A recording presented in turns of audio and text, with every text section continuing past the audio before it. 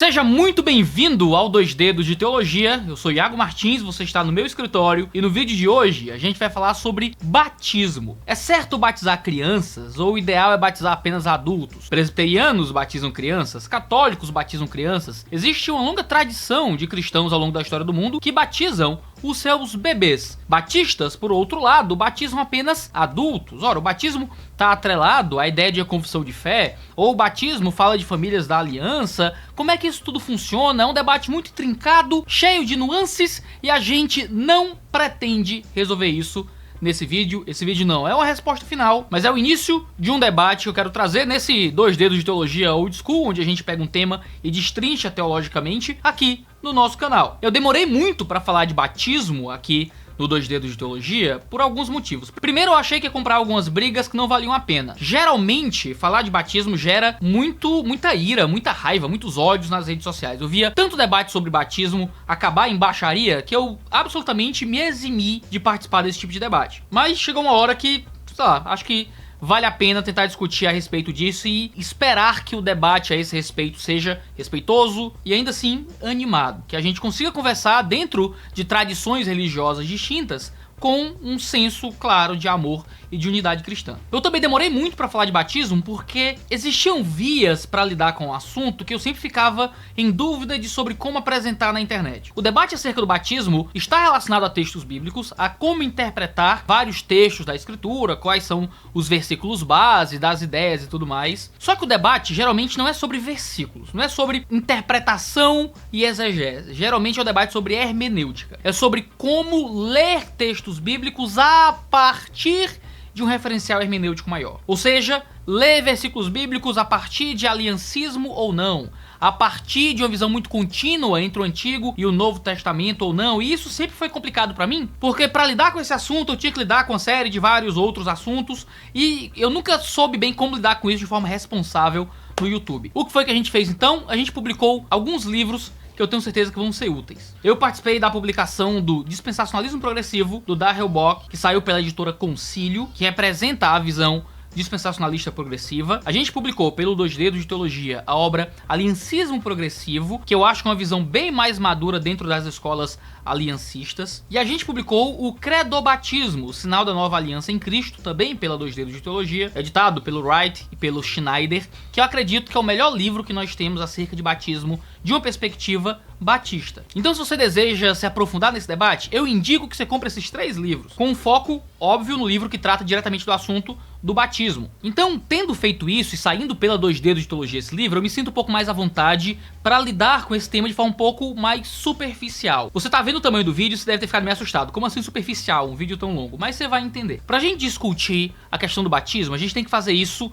pelo menos em 3 níveis. O primeiro nível é o nível da hermenêutica, onde a gente discute aliancismo e o modo como a gente lê o Novo Testamento a partir de certos elementos de continuidade e descontinuidade entre as alianças. Eu não vou lidar com isso nesse vídeo. O segundo nível é no nível da teologia do Novo Testamento, é de olhar os textos bíblicos e interpretá-los dentro de seus próprios contextos, dentro da teologia imediata de suas cartas, de seus livros, e entender como aquilo se relaciona dentro do todo daquele autor especificamente. É isso que a gente pretende fazer no vídeo de hoje. E em um terceiro nível, que é dentro do nível da história da igreja. Como a gente está discutindo praxis eclesiástica, vida de igreja, olhar como isso se manifestou nos primeiros anos do cristianismo, e isso vai ser assunto também para um outro vídeo sobre batismo. O vídeo de hoje vai seguir os primeiros 3 capítulos do Credobatismo, que discute o batismo nos evangelhos, em Atos e nas epístolas. São capítulos do Andreas Kostenberger, do Robert Stein e do Thomas Schreiner, 3 teólogos reconhecidos aí, tanto por batistas quanto por presbiterianos. Então vamos começar. O batismo é um assunto muito próprio do Novo Testamento. Quando você olha para o Antigo Testamento, o batismo, como a gente o conhece, ele meio que não existe. O ato de mergulhar alguém na água, ou dependendo da sua visão, de aspergir alguém com água, começou a se tornar um tanto comum dentro do judaísmo, como um ato de purificação cerimonial de gentios que se convertiam à fé judaica. Esse ato, no entanto, era bem diferente daquilo que a gente entende como batismo no Novo Testamento. A ideia era simplesmente uma pureza cerimonial, era unicamente para aqueles que eram gentios e se tornavam judeus. Muitas vezes estava associado a lavagens variadas, às vezes lavagens de mãos, às vezes lavagens só da cabeça, às vezes de mergulho. Tudo era um pouco, como não era algo prescrito pelo Antigo Testamento, mas foi uma tradição que foi surgindo, existiam peculiaridades diferentes no modo como se fazia isso. O que a gente sabe é que quem primeiro começa a batizar nas páginas do Novo Testamento foi João o Batista. O seu nome já é por causa daquilo que ele fazia. Baptizo, no grego, fala de batismo. Ele era João o Batizador. Existem muitas diferenças no modo como os gentios eram batizados para entrar dentro do judaísmo e aquilo que João Batista estava fazendo. Mas essa prática, pelo menos o ato físico de realizar isso, vem dessa conversão de prosélitos no judaísmo um pouco mais tardio ali, próximo já dos tempos do Novo Testamento. Então a gente chega em João Batista. Em Marcos 1,4 a gente lê que João Batista veio batizando no deserto e pregando o batismo de arrependimento para o perdão de pecados. Essa relação deixa claro que o batismo de João Batista não era simplesmente um batismo de purificação ritual e cerimonial, mas era um batismo fundamentalmente moral e ético, que tinha como característica esse arrependimento que, atrelado ao batismo, conduzia a esse perdão de pecados. Você se arrependia, você se batizava e então tinha seus pecados perdoados. Isso é bem íntimo. Arrependimento, batismo, perdão. É interessante que João Batista é apresentado nos evangelhos como alguém que tinha uma mensagem parecida com a de Elias, pregando perdão de pecados. Ele clamava por conversão, clamava por arrependimento, condenava os religiosos hipócritas e deixava claro que o perdão de pecados vinha graças ao arrependimento que era concedido por Deus. Assim, o batismo de João tinha uma função purificadora, assim como os batismos antigamente removiam impureza, mas não era em um sentido físico, mas era em um sentido espiritual. O arrependimento que estava atrelado ao batismo concedia esse perdão de pecado. Ainda nos evangelhos é contrastado o batismo de João com o batismo que viria, o batismo de Jesus. Enquanto João era aquele que batizava com água, Jesus viria com o batismo que era pelo Espírito Santo. Existia ali uma continuidade e uma descontinuidade entre esses dois batismos. O batismo de Jesus seria qualitativamente superior ao batismo de João. Enquanto o batismo de João era um batismo que se dava apenas com água, Jesus viria com um batismo que se daria no nível do Espírito. Agora, no resto do Evangelho de Marcos, a gente não tem muito sobre batismo que lance luz acerca dessa questão do batismo de criança e sobre o significado do batismo para o cristianismo de forma geral. Em Marcos 6 existem os rumores de que Jesus é João Batista ressuscitado. Em Marcos 8 alguns dizem que Jesus é João Batista. Em Marcos 10 a gente tem a referência que Jesus faz a um futuro batismo que ele receberia na sua crucificação. A crucificação seria um batismo de sangue que ele receberia. E em Marcos 11 o desafio que Jesus faz aos fariseus para que eles identificassem a fonte do batismo de João. E o número significativo das referências a batismo no Evangelho de Marcos se encontra em Marcos 1, 4 a 9, falando do ministério de João Batista. Entrando no Evangelho de Mateus, um evangelho que foi provavelmente escrito logo depois do Evangelho de Marcos, que a gente tem mais informações acerca do batismo, seja o batismo de João, seja o batismo de Jesus. E basicamente metade das referências a batismo no Evangelho de Mateus está em Mateus 3, falando sobre o início do ministério de João Batista. E há um ponto muito interessante aqui. Em Mateus 3, 7 a 10, João Batista, no seu discurso acerca do batismo, ele parece condenando os judeus que lhe ouviam por presumirem favor de Deus por causa de sua ascendência étnica abraâmica, os ameaçando com o juízo iminente de Deus. É como se João Batista estivesse dizendo: vocês acham que serão salvos porque são descendentes de Abraão e participam fisicamente de Abraão, mas vocês não participam espiritualmente de Abraão. Eles deveriam se arrepender de seus pecados e então serem batizados para poderem encontrar o favor de Deus. Eles receberem o ato externo da circuncisão não garantia para eles nenhum favor divino, se eles não estivessem dispostos a participar da vida que era concedida por Deus através de circuncidar o coração. E então o Evangelho de Mateus continua falando algumas coisas sobre batismo. Em Mateus 11 fala sobre a grandeza de João. Em Mateus 14 a gente tem a decapitação de João Batista. Em Mateus 16 fala sobre esse relacionamento entre Jesus e João Batista. Mateus 17 se João Batista é Elias. Em Mateus 21 a questão da fonte do batismo de João. E então a gente chega em Mateus 28. Mateus 28 é particularmente interessante no modo como ele fala de batismo pra gente. E perceba, eu tô pulando alguns textos não porque eles falam contra aquilo que eu acredito, mas porque eu não julgo que eles são relevantes aqui para a análise específica que a gente tá fazendo. Mas todos esses textos são tratados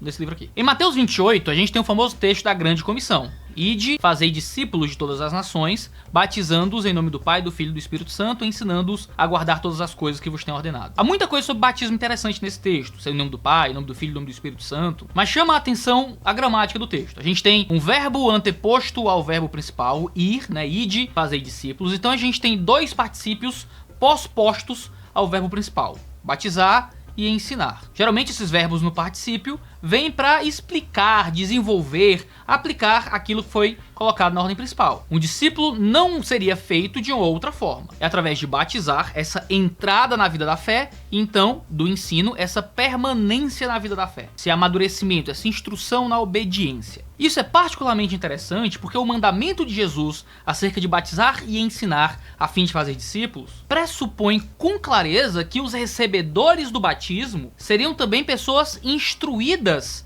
nesse processo de batismo. O mesmo agente da ação de ser feito discípulo é alguém que é batizado e ensinado a obedecer todas as coisas. Como alguém poderia então ser instruído à obediência em concomitância ao processo do batismo, se ele não tem idade para compreender o ensino da verdade que vem atrelado ao batismo? O texto da Grande Comissão pressupõe batismo de adultos. Não dá para incluir crianças no texto da Grande Comissão. Bebês não são capazes de compreender a fé em nenhum sentido e de aceitar o ensino da obediência em nenhuma circunstância. Eles não podem exercer fé pessoal em Cristo Jesus para entrarem nesse novo relacionamento de discipulado com Cristo, que é justamente o assunto da Grande Comissão de Mateus capítulo 28. Ou seja, o modo como o batismo aparece na Grande Comissão não aceita batismo de criança. Então a gente entra no Evangelho de Lucas. Como nos outros evangelhos, os textos sobre batismo se sobressaem no ministério de João Batista. E é interessante porque Lucas, no capítulo 3, ele identifica o batismo de João Batista como um batismo para o perdão de pecado. E ele vai mostrar o que é que esse arrependimento relacionado ao perdão de pecados significaria na prática para aqueles que estavam ali, como os cobradores de impostos, os soldados, além do resto da multidão. E aqui, deixa eu já resumir os 3 evangelhos que a gente falou sobre João Batista, já que no evangelho de João isso não é tão relevante. O modo como o batismo é apresentado no ministério de João Batista não parece aceitar batismo de crianças. O batismo de João Batista era um batismo para o perdão dos pecados, vindo de arrependimento. Ninguém seria batizado por João sem arrependimento e sem isso ser um instrumental para o perdão de pecados. Aqui, o que traz perdão de pecados é essa díade, arrependimento, batismo. O batismo sozinho não perdoava pecados, o batismo sozinho parecia não ter significado, mas o arrependimento atrelado ao batismo, o batismo que ele representava, esse sinal público daquilo que existia interiormente, o arrependimento, trazia esse contexto de perdão de pecados. Ou seja, sem arrependimento, o batismo não parecia ter significado. Nenhuma criança é registrada sendo batizada por João Batista. João Batista não convida crianças como exceção à questão do arrependimento, e o próprio sentido do batismo que é concedido por João Batista é um sentido relacionado inteiramente a um arrependimento e a um perdão. Lucas também fala de batismo em outros momentos, mas ele é muito semelhante aos outros evangelhos sinóticos. Não existe outras declarações que relacionam a questão do significado do batismo, a inclusão ou não de crianças de estudo. O evangelho de João, por sua vez, ele apresenta um pouco sobre o batismo, mas João parece estar mais interessado em fazer algumas contraposições entre o batismo de João e o batismo de Jesus, do que em explicar muito ou falar demais acerca do que o batismo é. Então, a gente pode passar por cima aqui do evangelho de João e seguir adiante para o livro de Atos. Mas o que é que a gente encontra nos 4 evangelhos, principalmente? Uma síntese de olhar todos os versículos sobre batismo nos 4 evangelhos. A gente não fez isso aqui, obviamente, mas ao fazê-lo, a gente percebe que nos evangelhos o batismo é destinado aos crentes que se arrependeram de seus pecados e depositaram a fé em Deus e em Cristo Jesus. É pressuposto que alguém está sendo feito discípulo através da fé em Jesus, quando você vê o modo como o batismo é relacionado com arrependimento e conversão em João Batista e com a entrada em um relacionamento de ensino de discipulado na Grande Comissão. E é muito engraçado, porque esses judeus que estão recebendo essas mensagens logo no começo estariam muito dispostos a batizar suas crianças, já que eles circuncidavam suas crianças ao 8º dia, como eram os mandamentos do Antigo Testamento. E mesmo assim, as crianças não são incluídas dentro dos discursos dos evangelhos. É notável que não haja menção ao batismo de crianças dentro de um contexto em que para o judeu seria super normal batizar suas crianças se isso fosse posto. Mas uma vez que o batismo é apresentado não como um ritual que você simplesmente recebe a fim de receber alguma coisa, uma bênção especial, uma graça especial, mas algo que você recebe a partir de uma entrega pessoal, algo que você dá ao Senhor, com relação à fé, com relação ao arrependimento, e o batismo que cobra um relacionamento de ensino, de instrução e obediência, isso desarma os judeus diante da possibilidade de colocar os seus filhos dentro desse relacionamento. Agora, vamos entrar no livro de Atos. O livro de Atos é particularmente revelador acerca do batismo. Das 96 vezes que o termo baptizo, que é o verbo ou o substantivo baptisma, são encontrados no Novo Testamento, metade deles está na dia de Lucas Atos. A preocupação de Lucas no livro de Atos não é bem explicar o que significava o batismo, mas sim descrever a prática do batismo dentro da igreja primitiva. E ao fazê-lo, ele mostra o batismo sempre associado ao contexto de conversão e iniciação na fé. Nisso, os textos sobre batismo no livro de Atos evocam muito do sentido que a gente encontra nos evangelhos. Se João Batista dizia arrependei-vos porque o reino de Deus chegou, e então convidava os homens ao batismo por causa desse arrependimento, e assim como também pregava Jesus, arrependei-vos porque é chegado o reino de Deus, Pedro segue a mesma ideia em Atos capítulo 2, quando perguntam para Pedro o que faremos diante do sermão pregado no Pentecostes. Ele responde: arrependei-vos e cada um de vós seja batizado em nome do Senhor Jesus Cristo, para o perdão dos vossos pecados,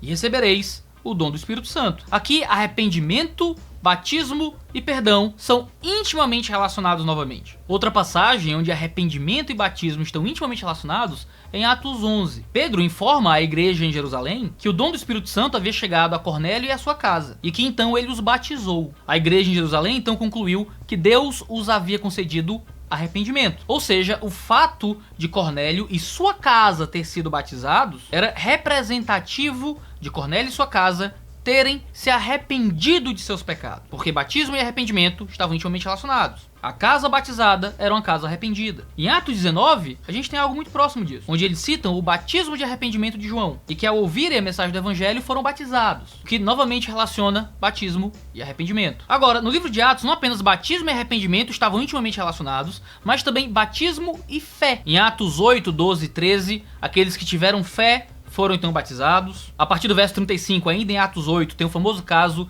de Filipe com o eunuco, que uma vez tendo fé, foi também batizado. Em Atos 10, a partir do 43, gentios que demonstram fé são batizados. Em Atos 16, eles dizem: crê e será salvo tu e tua casa. E uma vez que todos creram, foram batizados no mesmo texto. Falando sobre a conversão de Lídia, em Atos 16, diz que Deus lhe abriu o coração para que ela cresce, recebesse aquilo que era pregado, e quando ofereceram para ela que ela fosse batizada, ela consentiu afirmativamente, dizendo que seria batizada se eles julgassem que ela realmente era fiel ao Senhor, que mostra que batismo e fé estavam intimamente relacionados no livro de Atos, assim como batismo e arrependimento. Em Atos 18:8, Crispo, o chefe da sinagoga, e toda a sua casa creram no Senhor, e também muitos coríntios que também creram foram batizados, é o que tá lá, creram e foram batizados. E em Atos 19, falam que João Batista pregou o batismo de arrependimento, e todo aquele que cresce deveria ser batizado, então aqueles homens creram e foram batizados. O batismo no livro de Atos sempre aparece como algo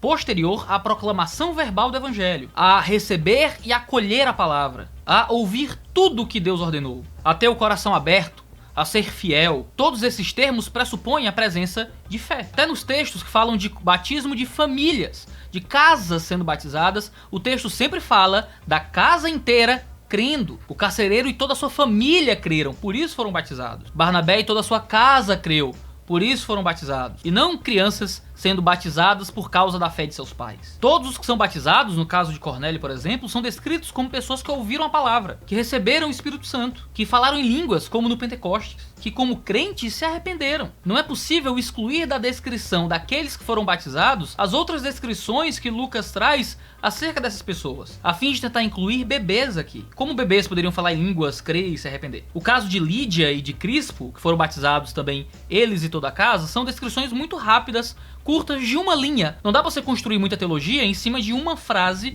que não descreve muita coisa acerca de quem eram esses que se creram, como foi que creram, muito da pregação que receberam. Esses textos não têm força para argumentar a favor de um batismo infantil, sendo textos tão curtinhos. Depois de ser batizada, ela e toda a sua casa, no caso de Lídia. O caso de Cristo, por outro lado, tem a descrição clara de que a família dele creu. Lucas menciona especificamente a crença daquele povo. Como é que esse texto pode ser usado a favor do batismo de bebês? Em Atos 16, toda a família do carcereiro ouviu a pregação da palavra. E está nos versículos 32 e 33. Como presumir que aquela família teve bebês batizados se toda a família ouviu a pregação da palavra e porque creu foi batizada. Lucas assinala que a palavra foi pregada para toda a família e que toda a família se alegrou com a fé recém-encontrada em Cristo Jesus. É complicado incluir bebês no todos que se alegraram com a fé em Cristo. Ou seja, no contexto do livro de Atos, batismo sempre está associado a arrependimento e a fé. O batismo não aparece como algo que se dá sobre famílias inteiras por causa da fé do patriarca ou por causa da fé de alguém que representava a família ou o que quer que seja. Bebês não são descritos sendo batizados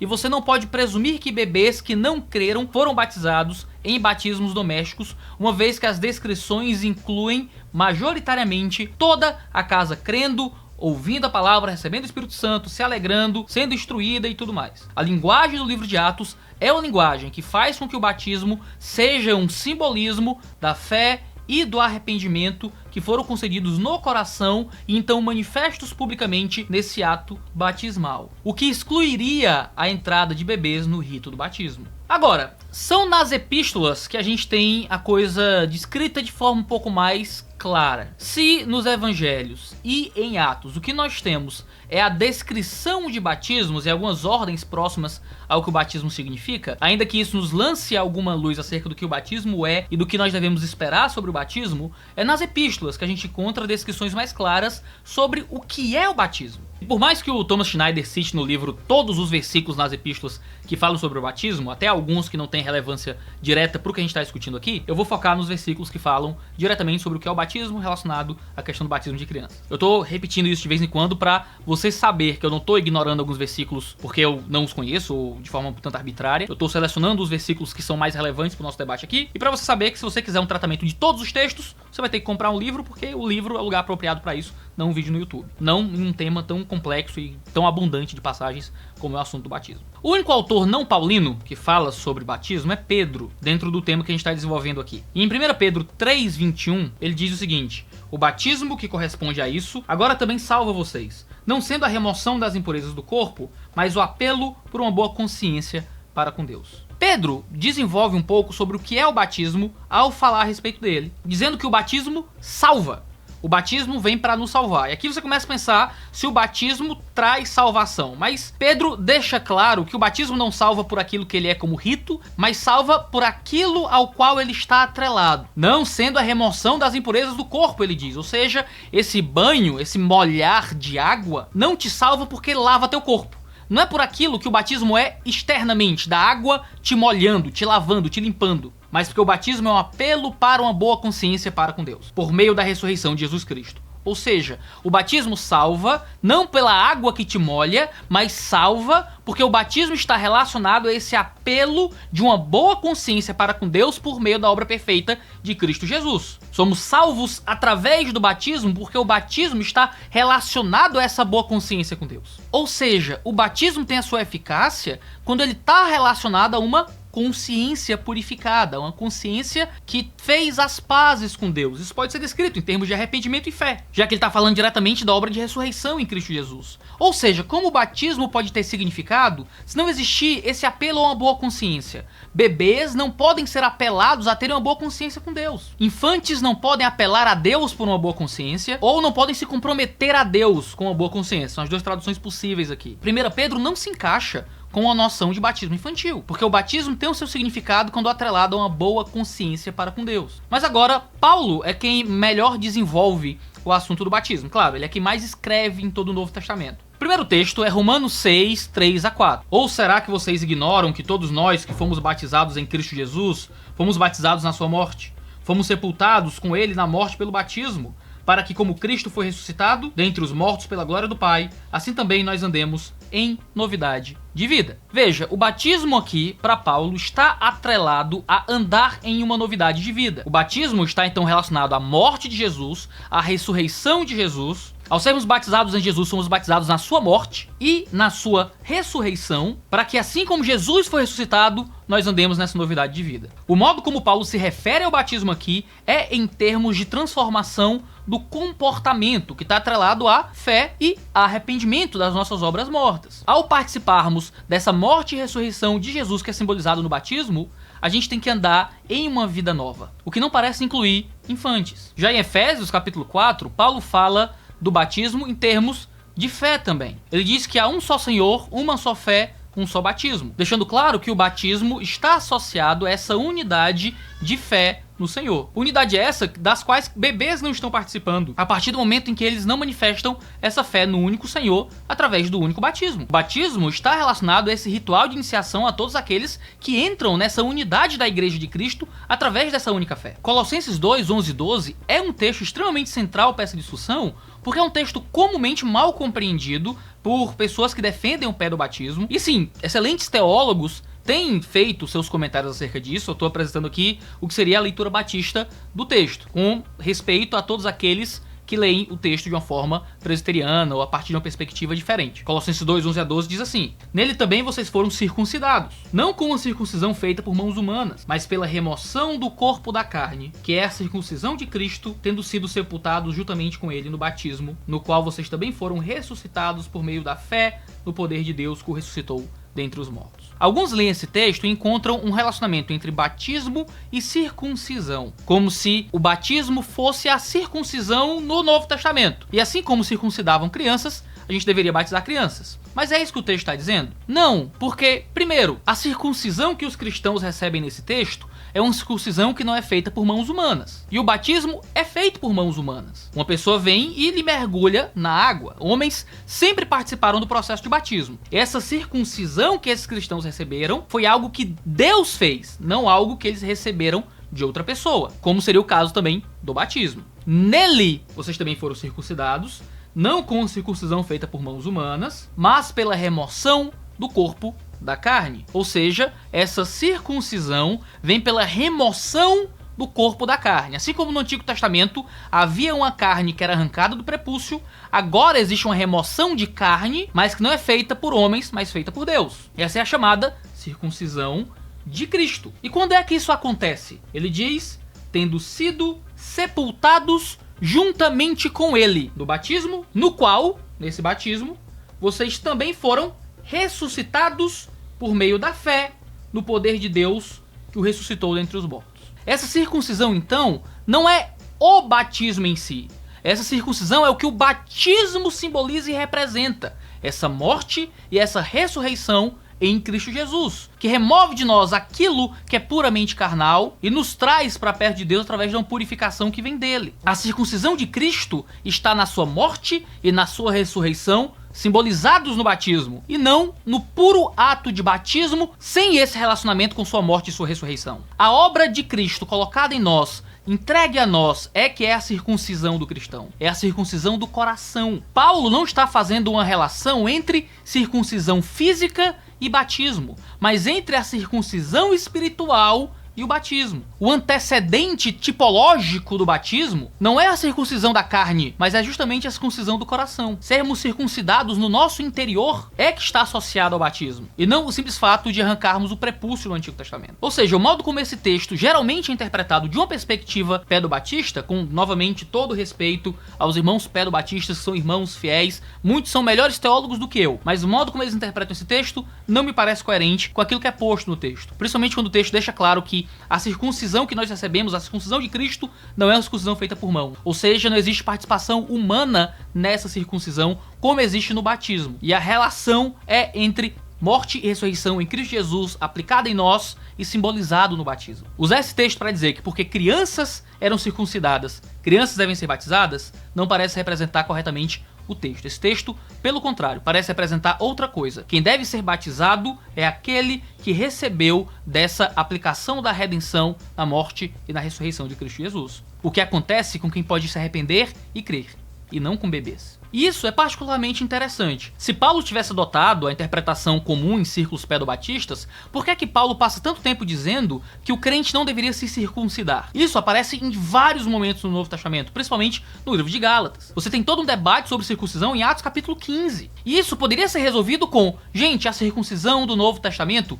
é o batismo. A gente já se batizou, não precisa de circuncisão. Nunca acontece em Atos, nunca acontece nas epístolas. Isso seria um argumento matador para resolver todo o problema de obrigarem crentes a se circuncidarem, como era um problema muito comum em Coríntios, em Gálatas, em Atos. Mas na verdade, tudo que Paulo faz é insistir que a circuncisão para salvação anula a cruz de Cristo. E claro, eu vou só citar esse argumento, eu não vou desenvolvê-lo bem, isso é para quando a gente falar sobre a relação entre as alianças, né, e como é que isso afeta o batismo. Mas em toda a teologia de Hebreus, a gente tem um discurso sobre a superioridade da nova aliança que é descontínuo, no sentido de que a antiga aliança era uma aliança feita com a nação de Israel. E como uma aliança a um povo misto, de crentes e descrentes, você tinha uma circuncisão que também era posta sobre pessoas que não criam ainda. Já na nova aliança, desde as promessas de Jeremias, que são citadas em Hebreus, o que se dá é que agora a nova aliança seria feita apenas com os crentes. E essa é uma das grandes superioridades da nova aliança. O livro de Hebreus inteiro desenvolve esse assunto. Por isso que na nova aliança, no novo pacto, ninguém teria que dizer para o outro, conheça o Senhor, porque todos conheceriam a Deus.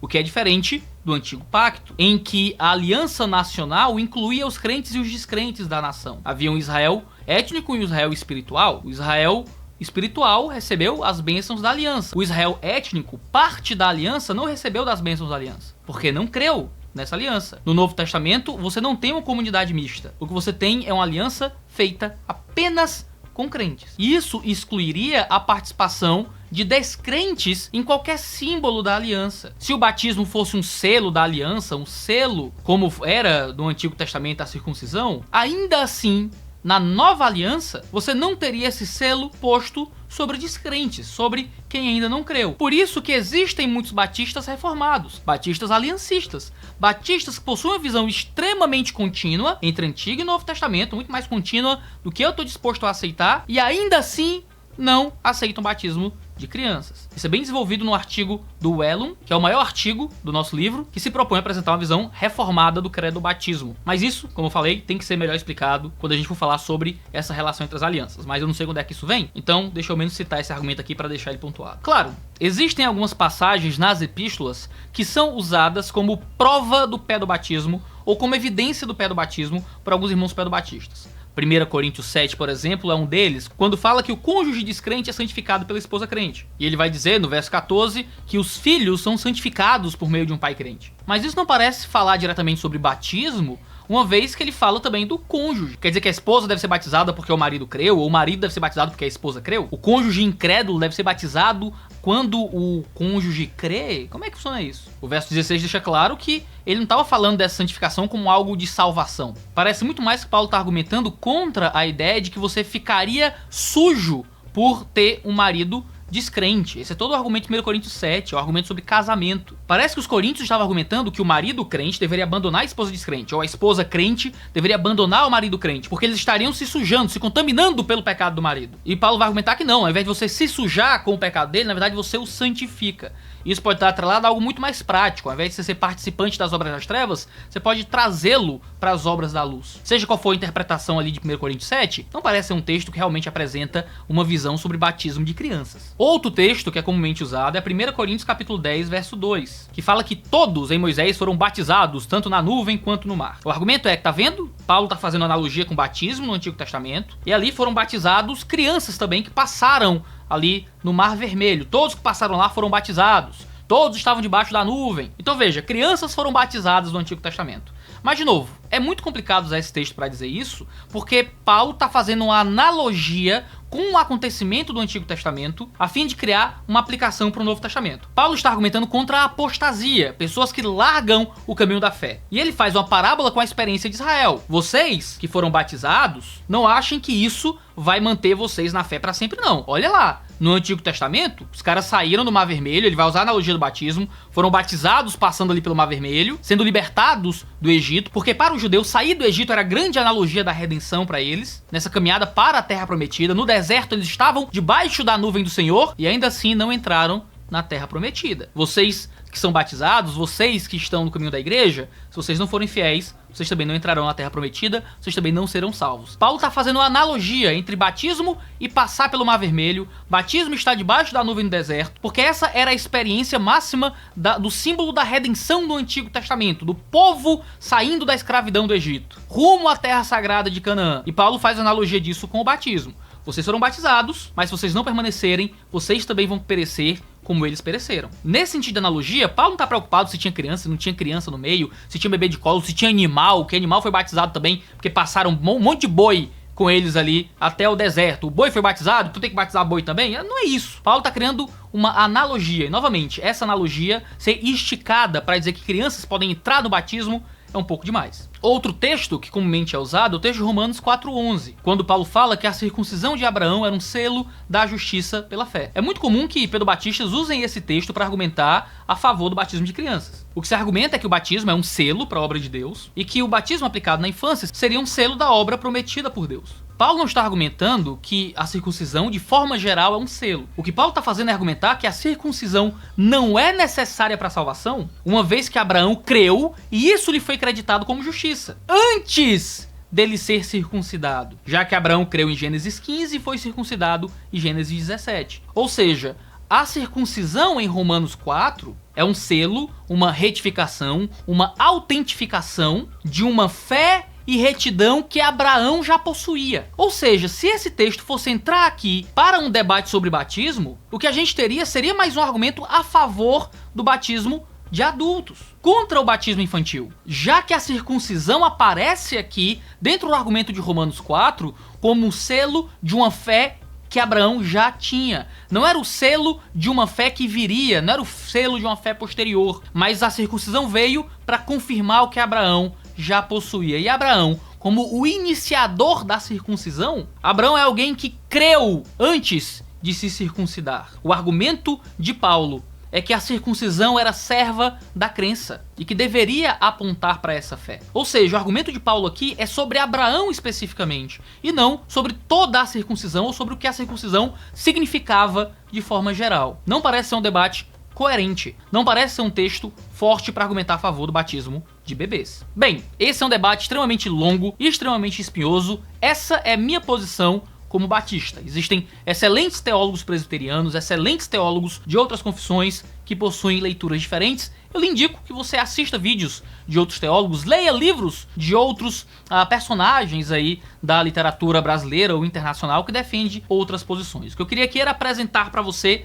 como nós, como batistas, cremos acerca do batismo, por que é que nós rejeitamos o batismo de crianças e como é que nós lemos essas passagens bíblicas de uma forma que a gente imagina que respeita os seus contextos. Duas coisas a mais a gente pode fazer: discutir a hermenêutica por trás dessas leituras, como é que a gente lê a escritura a partir de uma lente de continuidade e descontinuidade, isso por si só dá uma série de vídeos, e olhar para o começo da fé cristã, de como na patrística o batismo aparecia. Os cristãos batizam crianças desde o começo ou não? Isso é um argumento um tanto mais relevante para aqueles que são católicos romanos. Bem, são assuntos para outros vídeos aqui no 2 Dedos de Teologia. Quero novamente estabelecer aqui e declarar todo o meu respeito a teólogos presbiterianos. Vocês estão todos convidados para participar desse maravilhoso debate, dessa maravilha da jornada da conversação aqui na internet. Podem fazer vídeos resposta, podem comentar aqui. Se a gente manter isso como um debate cristão, tenho certeza que vai ser excelente. Que Deus abençoe todos vocês. A gente tem vídeo toda terça e quinta-feira aqui no 2 Dedos de Teologia. Não deixe de comentar para estabelecer o que é que você pensa a respeito de tudo isso. E vamos juntos pregando a boa nova do Evangelho. Que seja batizando crianças ou não, tendo Cristo Jesus no centro e vivendo para a glória de Deus. Então até a próxima. Valeu, negada. Um cheiro no seu cangote e tchau, tchau.